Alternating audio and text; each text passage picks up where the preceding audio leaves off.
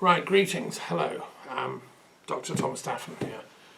It's like an emergency meeting at the Philosophy Club here, but it's not a normal meeting. It's outside of our normal Sunday evenings because there is a global problem going on at the moment, an emergency.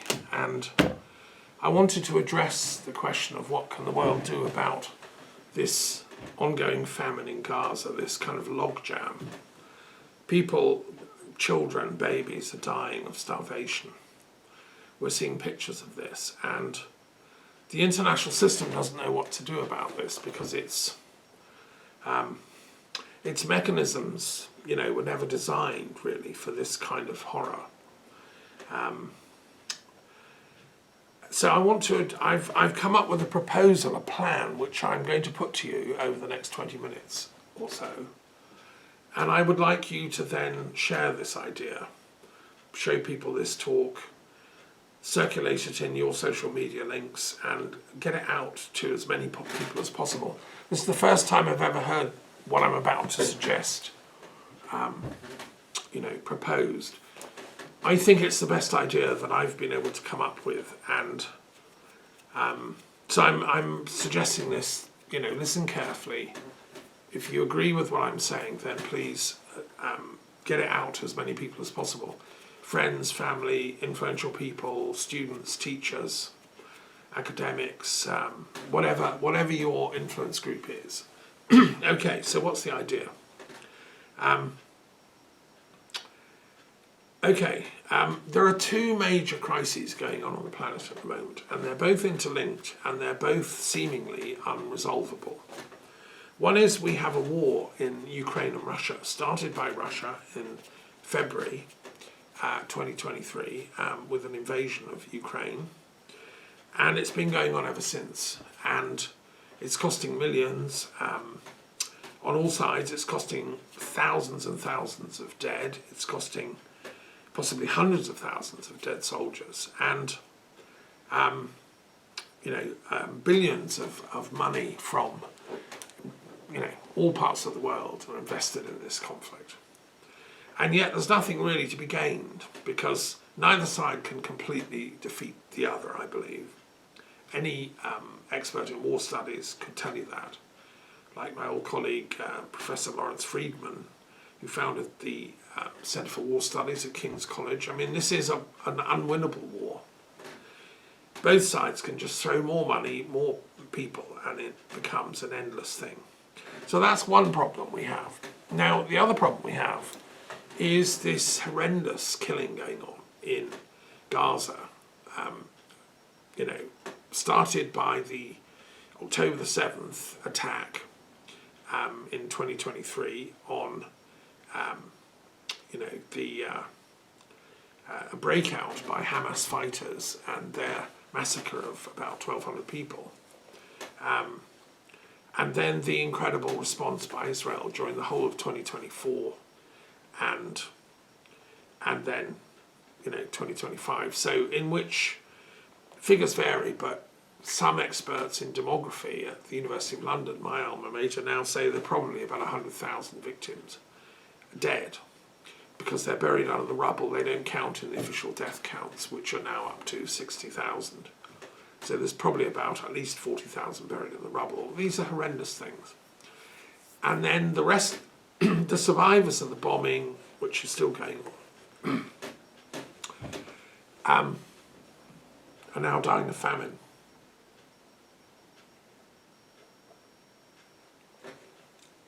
Which is a blot on the world's moral conscience. And it's that I want to address. Now, my suggestion is very simple. But I think it's doable, and I think it's a practical idea. What I'm calling for is an immediate ceasefire in the Ukraine-Russia war. Freeze the lines where they are. Neither an actual ceasefire, an ending of that conflict. And then I want an international intervention force to go into Gaza under UN auspices, which would include Russian and Ukrainian and American and Turkish and British and French and Canadian and, you know, some other countries, Egypt, whatever, but certainly the ones I've just mentioned, would go in as an international force under UN auspices. And it can't happen unless and until the Russia-Ukraine war is frozen. Let us stop that for the time being, pause it, and let us focus morally in the world on feeding Gaza and ending this famine and this mass slaughter. Now, the countries I've just mentioned could put together a huge assistance package, like a Marshall Plan.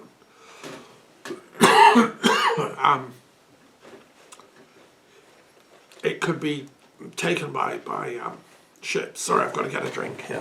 Pause.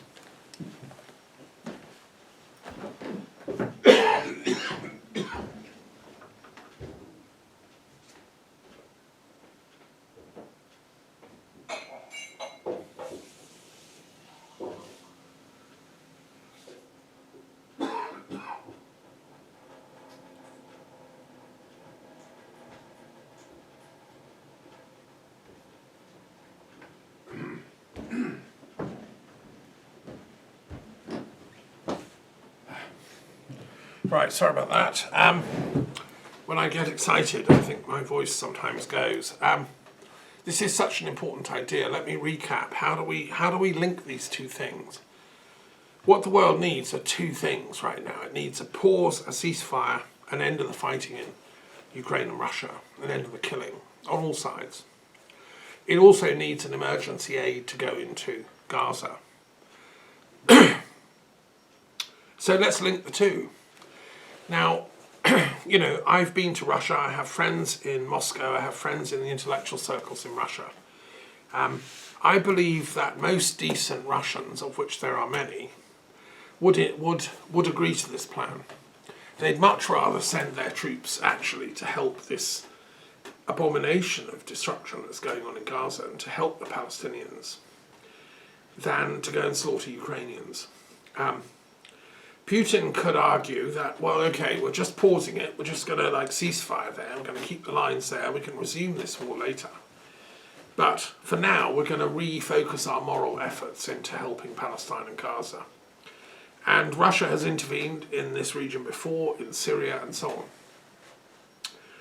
They could send in a fleet, etc., etc., and most important, food aid. So could Ukraine. And the thought of Ukraine and Russia doing something together that's morally a good thing for both of them to do would, I think, be a brilliant sign from the world community that actually we're not completely stupid, us Homo sapiens. We are prepared to put the guns down and do what's right. Why would America want to join in? Well, it's hard to say who makes decisions in America, but Trump has been going on about wanting peace. He claims that he, wants to end the war in Ukraine. So I've just given him a fantastic project. Namely, a way of A, helping end the war in Ukraine and Russia, and B, helping solve the problem of this mass killing that's happening in Gaza, which is a moral stain on the American people because they've been funding Israel's war. And America would have to stop that funding immediately, ceasefire. There'd have to be a ceasefire, and America would demand it, as would the UN, of all attacks on Gaza, because this is, a serious international aid package would be going in with armed guards to support it. So the Israeli forces would have to withdraw completely from Gaza as part of this deal, and stop overflights, stop drone flights. Just the whole of Gaza's airspace and land space now becomes a protected zone. Under the UN, we send in this massive aid package, and I know that speaking on behalf of the UK and France, I'm sure the vast majority of French and British people would want this. There's no possible reason why they wouldn't. I believe Canada would as well, and also Canadian dual citizens. So, speaking on behalf of those three countries, this is a winner, because all people of goodwill are absolutely shocked at what's been happening in Gaza, the famine, the killing. And it seems, again, it's an unwinnable thing if we continue with this mass slaughter. And Israel is losing any kind of moral shred of authority in the world, and although it's doing a huge effort with social media and all kinds of stuff to promote itself as the moral force here, it's no longer tenable, because, I mean, they've even started shooting at people queuing for food, and that's been demonstrated by responsible journalists and authorities, and even journalists inside Gaza are now starving to death. So anyway, that is the proposal. We put together this package. It would be passed by the Security Council. It would have UN auspices. China would also support this, because China wants desperately to help solve this Gaza problem. And although, you know, they would be delighted if the Russo-Ukraine war stops or freezes or ceasefires, because they don't want to go on supporting it. North Korea likewise. It would be much better kudos for them to send an aid package to go and help Gaza than sending bombs to Russia, which they've been doing. And the same for Iran. Iran also, which is, you know, is an Islamic country which swears by morality. It follows the Shia path of Ali, and, you know, I've studied Shiism for years, and I was a visiting lecturer at the university in Qom. You know, the Iranians are very clever and wise people, and they would much, much rather be sending in an aid package in to help their fellow, you know, Muslims and Christians in Gaza, and than sending in bombs and tanks and, you know, having a full-on war with Israel, which is not something, you know, either side really can afford. So I think this is a win-win situation. I've been thinking as a conflict resolution expert, how can we turn this situation around from catastrophe, moral catastrophe, into what we call in conflict resolution a win-win solution? And this, I think, is the best solution. Turkey likewise would want to help the Gaza aid package because it's their patch. They were the controllers of the Ottoman Empire for 400 years.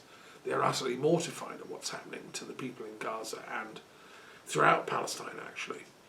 And they would jump at this. And now, okay, worst case scenario, what happens if, okay, we get an agreement by all these forces that I've mentioned. Yes, let's send an emergency aid package. Yes, Zelensky and Putin talking in Turkey say, yes, let's do what Dr. Daffern has suggested.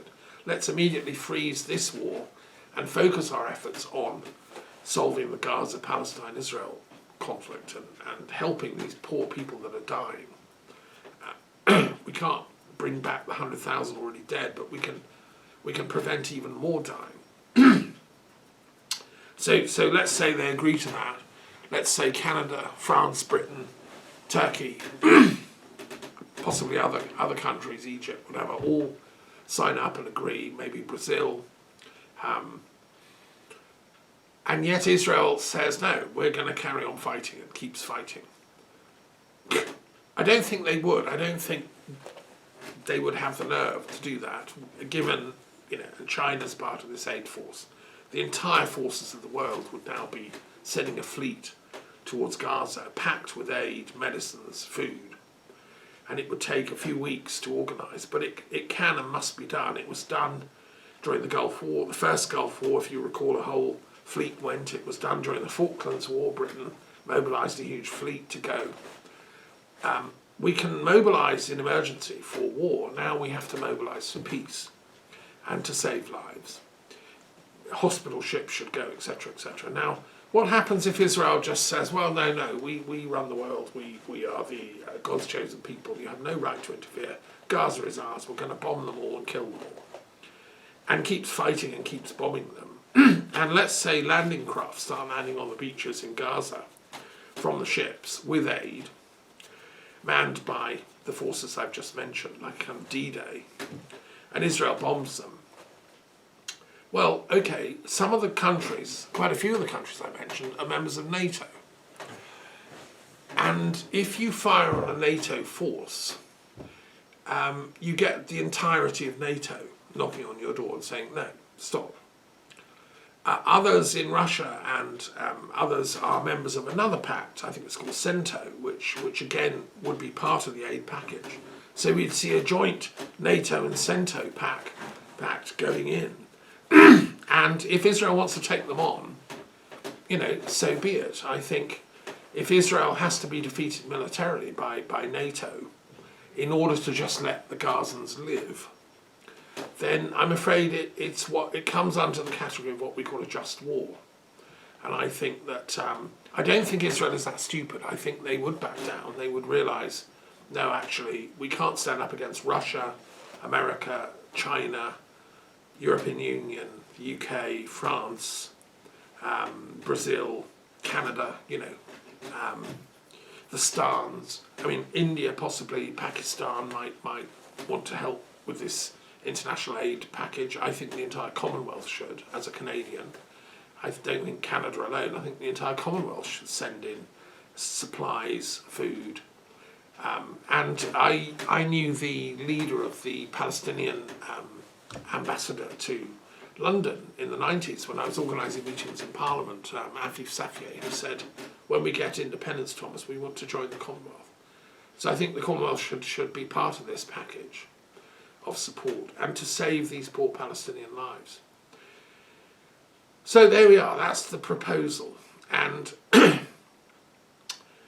I hope you will agree that it's a good idea and help my institute and my network of philosophers, scholars, intellectuals, politicians, intellectual leaders to actually get this on the table at the Security Council as soon as possible in the next week. We can't wait because people are dying in Gaza. And that's why I've made this emergency broadcast. I'm speaking on behalf of Philosophers of Peace globally.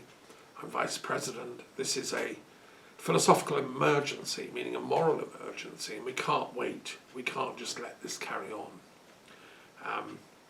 And I'm speaking on behalf of, my other hats, the World Intellectual Wisdom Forum, which is another hat, and the International Delphic Academy, which I'm coordinator for, and also the Liberal Democrat Philosophy Forum, which is a network of intellectuals striving for a solution to these global problems. Because then once we do this, if we can do this, then we can focus on the real problems facing humanity. We shouldn't be making more of them. There's enough.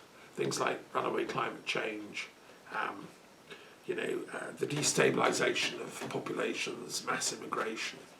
The whole world needs to calm down. We need peace. What in the Quran is called the Shakeen moment, when the Shekinah comes, which is the divine peace that descends, when mankind starts pursuing truth and justice and surrenders our ego, which is what Islam actually means. If you listen to my commentary on the Quran and my commentary on the Gospels, so the other people I'd like to sign up to this are the official Islamic intellectuals, the World Forum for Islamic Thinkers, Teachers, Professors. I'd like the World Progressive Judaism Networks, the rabbinical scholars, my old friend Hugo Grin and Rabbi Albert Friedlander. They're dead now, but their equivalents who are alive now. The leading rabbis of the world should sign this and give it a moral imprimatur, so to speak. And I believe the Global Catholic Authority, the papacy, should sign up to this and say, yes, we've been calling for this for years. We want a peace treaty, a ceasefire at least in Ukraine, Russia, and then we want this force to go in and help the poor people of Gaza. There's one Catholic church still left there with a few parishioners. Well, let's go in and save them before they're all turned to dust. And I'd like the, so the Christians, the Muslims and the Jews with their official interfaith religious hats on to endorse this package, and the other religions of the world, obviously. The Archbishop of Canterbury, all the different denominations of Christianity and the periodic table that I talk about in my philosophy club. Let them sign up on this, like tomorrow, urgently, the Orthodox Church, in all its forms. And I have been to the centre of the Orthodox Church in Istanbul. Patriarch Bartholomew, I'm sure, would 100% support this idea. So we need the political heavyweights, the countries I named, plus the moral heavyweights in the world, and the Buddhist unions, people in Japan, China, Thailand, all the great Buddhist countries of the world should sign up on this, Mongolia, and send aid, send in teams of doctors, specialists, and let us cement a permanent peace over Gaza, a protected peace. That airspace, that land space is now defended, seriously defended, and in such a way that Israel would never think in a million years of violating that space. And also the Hamas fighters who've said they don't want to be part of the governance of the new Gaza. They would simply, melt away and stop being Hamas, surrender their weapons, whatever, and release all the remaining hostages to this defence force that would go in and then hand them over to the Israelis, and the tunnels and that entire Hamas crazy system would then be disabled, and the new Gaza would emerge from the ruins, and that would be a peaceful, peace-loving Gaza, and as it always actually wanted to be. It would be under the Palestinian Authority, and the same would be happening in the West Bank. Let me just say this plan is also for the West Bank, and the fighting by Israel in the West Bank would also cease as part of this package, because the defence force going in would be to protect not just Gaza but the whole of Palestine. And there'd have to be an absolute clear demarcation line. What is Palestine and where does Israel stop? No ifs and buts, it's at the wall, that's it. And those settlers that are living in Palestine, well, they have to start behaving and stop attacking, and grievously wounding and hurting and killing the indigenous Palestinians. That all should be done according to international law, and that would be a final peace settlement of this tragic war. But the first thing anyway, the urgent thing, is to get this defence force into Gaza with a huge aid package, a Marshall Plan for Palestine. And Israel has to let them in and just stop its bombing and killing. So that's the project. Now, I believe I've been to Israel many times. I have many friends in Israel and in Palestine. I've been to both countries. And I'm also speaking on behalf of the Truth and Reconciliation Commission for the Middle East, which I set up as a result of that work. And this is the path to truth and reconciliation. I don't see another path. But it has to be done immediately. I will be doing everything I can. Some of you, that my beloved daughter, Sophia Craig Daffern, recently passed to the other realms, and I believe she's helping inspire this from those realms. There have been thousands and thousands and thousands of premature deaths of young children, young girls, young boys in Gaza, and the grief of the parents must be incalculable. I know my grief is bottomless as the Atlantic Ocean. Collectively, the people of Gaza, their grief must be horrendous, as are the people of Israel for their losses. Well, all this has to stop. What I'm presenting here is a peace plan, a genuine, joined-up, interconnected peace plan to stop the Ukraine-Russia war, to transfer that energy into an aid package for Gaza. And I'd be very happy to, talk to people, email me, put a comment below this, and please offer to help constructively and with time and effort in making this better known and getting it out there. Write to your MPs, your Prime Minister, your Ministers of Foreign Affairs, and tell them to listen to this. Translate this into Arabic, into Hebrew, into Ukrainian, into Russian. Bring this to the attention of the halls of power in the world. And let us do this, because we humans do have a moral duty to our fellow citizens wherever we live on the planet. We have a duty to unborn generations. And we have a duty to ourselves, morally, to protect and preserve our own souls, because this is a testing time for humanity. Are we going to watch and allow this genocide to go on? No, I'm not. You shouldn't. Let's work together on this, and let's bring this peace plan into actualization.